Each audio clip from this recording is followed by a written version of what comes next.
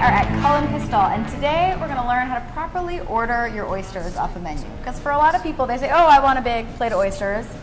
They don't actually know what the heck they're talking about. So what are the first things to know just when you're scanning a menu of oysters? Well, I think the most important thing is have a conversation with your server. Good oyster programs should have a really good sense of where they're getting their oysters from, what the flavor profile is like, what the meat yield is like, all that stuff. So have a conversation.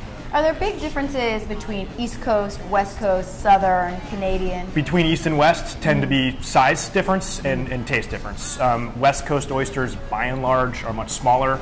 Cup shape, much more intricate. Also taste.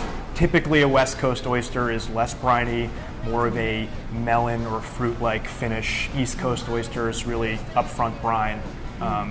Doesn't have as much nuance than a West Coast. They're different species. And then what about Gulf oysters? Gulf oysters, those are your huge, big oysters, kind of, in my mind, and some people will probably hate me for this, a little bit disgusting in terms of throwing them back. They stay with you for a little bit. As you move more farther up north, typically they're going to get a little bit smaller. Colder water temps mean longer grow out times. Right. And how are oysters affected by travel? I mean, if you are in Maine, you can get a Maine oyster versus if you're on the West Coast and you're eating a Maine oyster. How does that taste different? Sure. I mean, East Coast oysters, in my experience, tend to ship better. West Coast oysters, we fly in. Like any person or any creature, I think that the flying time sort of exacerbate the conditions that they're experiencing. And then what about the myth or the legend of the months in R? Are there certain oysters that you should not eat in months that don't have R's in them? Great question. But by and large, oysters all year round are totally fine. The myth, eat them whenever you can. The myth sort of comes from when there wasn't refrigeration.